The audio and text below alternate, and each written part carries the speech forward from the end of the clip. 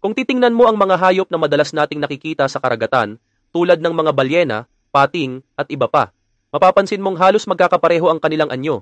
May mga buto, pulang dugo, dalawang mata, at 4 na galamay. Kahit gaano pa sila kalaki, hindi natin agad iisipin na sila ay halimaw. Pero sa mga bahagi ng dagat na hindi naaabot ng liwanag, tulad ng malalalim, madilim, at halos imposibleng pag-aralan, doon matatagpuan ang mga tunay na nakakatakot na nilalang. Ibang-iba ang hitsura nila at parang galing sa ibang mundo. Sa kalalimang ito, halos walang pagkain, mabigat ang pressure ng tubig, at halos hindi na umaabot ang sinag ng araw.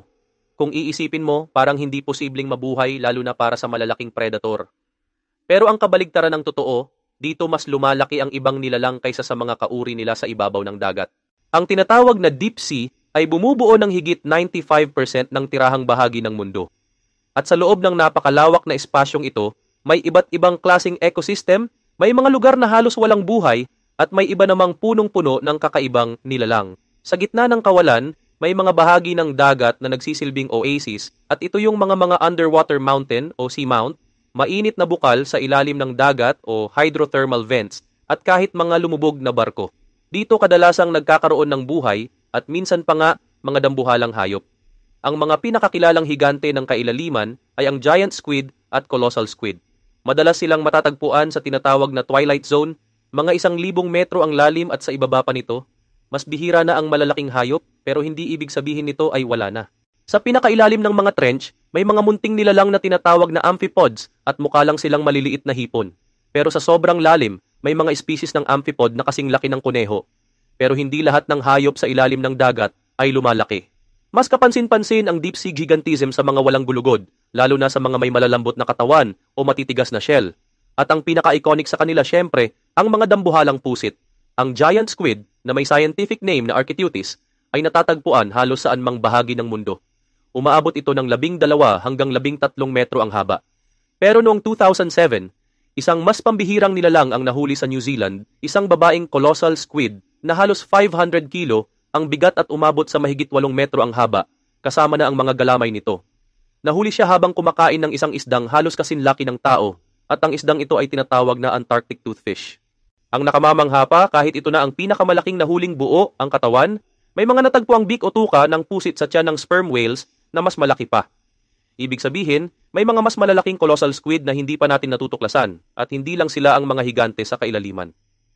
May higit 10 uri ng malalaking pusit na umaabot sa 2 metro ang haba o higit pa, kasama na ang Humboldt squid, Dana octopus squid, at ang kakaibang Magna squid. Marami sa kanila ay hindi naman malapit na magkamag-anak, pero lahat sila ay nag-evolve bilang mga higante sa ilalim ng dagat. Walang mga hayop na ganito kalaki na naninirahan sa ibabaw ng karagatan. Pero kapag vertebrates o mga hayop na may gulugod ang pinag-uusapan, iba ang kwento. Kadalasan, mas maliliit pa nga ang mga isdang nasa kailaliman. Halimbawa, ang mga anglerfish, kahit mukhang mabangis at nakakatakot, ay kadalasang maliit. Sa katunayan, ang pinakamalaking anglerfish na kilala ay matatagpuan sa mas mababaw na bahagi ng dagat at ito ay ang monkfish. Paminsan-minsan ay pumupunta rin ito sa mas malalim na bahagi ng karagatan, pero mas madalas mo itong makikita sa mababaw. Sa totoo lang, mas malaki pa ang mga monkfish sa ibabaw kaysa sa mga kauri nilang naninirahan sa kailaliman. Pero kung may grupo ng isdang talagang dominanteng naninirahan sa kailaliman, ito ay ang tinatawag na stomiforms.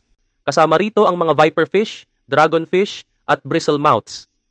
Napaka-espesyal ng mga isdang ito dahil marami sa kanila ay may bioluminescence o sariling ilaw sa katawan, at ang iba ay may mga pangil na parang kutsilyo, malinaw at halos hindi mo makikita. Lahat ng ito ay para sa isang layunin, ang manatiling nakatago sa dilim. Pero kahit ganun pa sila kaangkop sa kanilang environment, ang pinakamalaki sa kanilang grupo ay hindi lumalagpas ng 30 centimeters.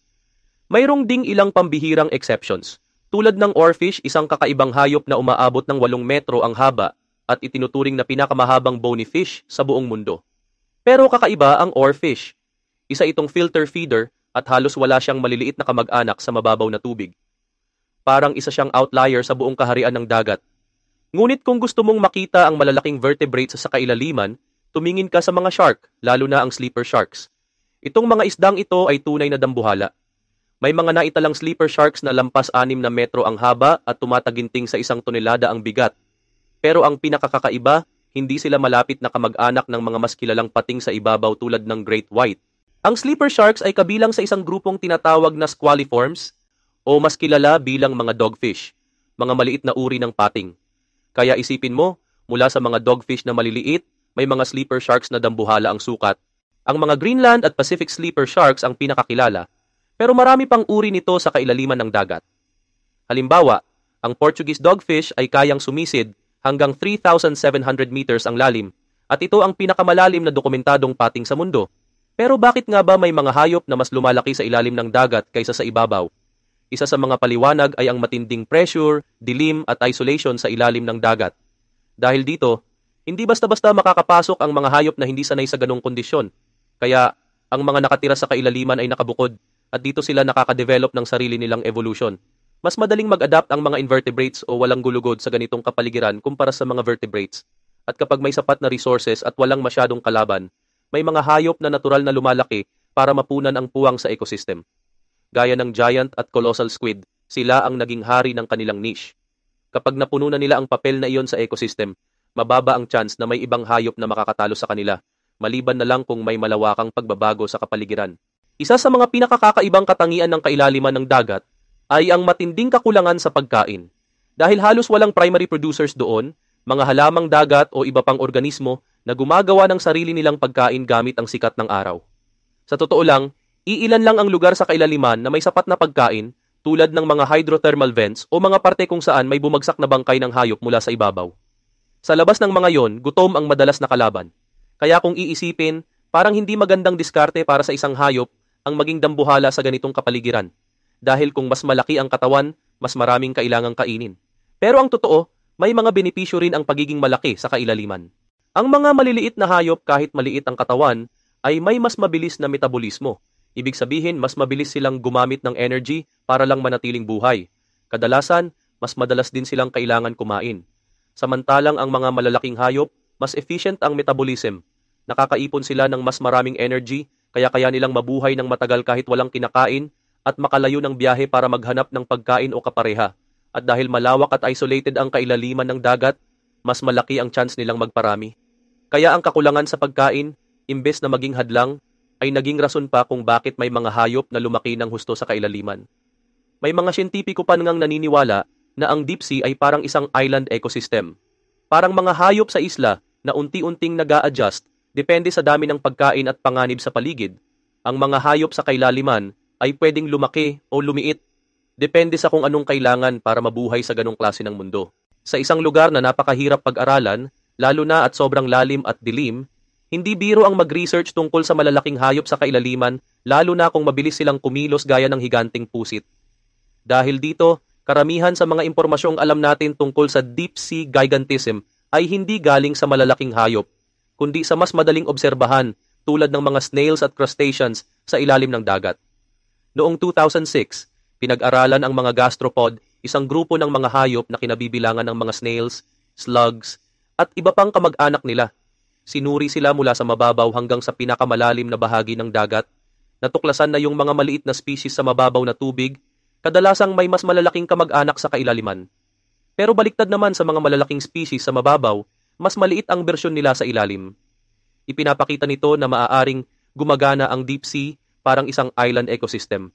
Sa parehong habitat, kakaunti ang pagkain pero magkaiba ang dahilan. Sa mga isla, limitado ang pagkain dahil kaunti lang ang lupaing pwedeng taniman.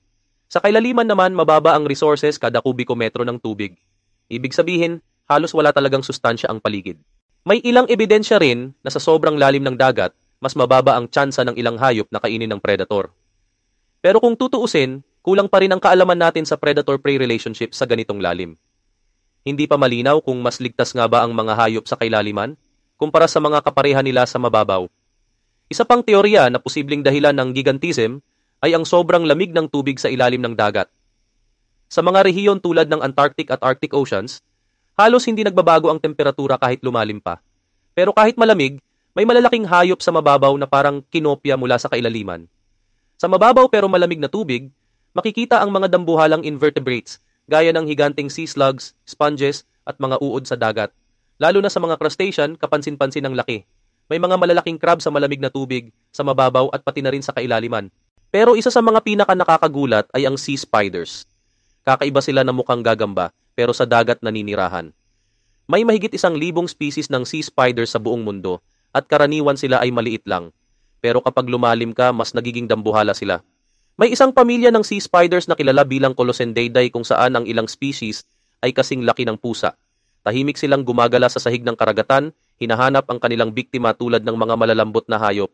At kapag nahuli nila ito, ginagamit nila ang parang straw na proboscis para sipsipin ang laman ng kanilang hapunan. Pero hindi lang sa kailaliman ng dagat matatagpuan ang mga dambuhalang sea spiders na ito.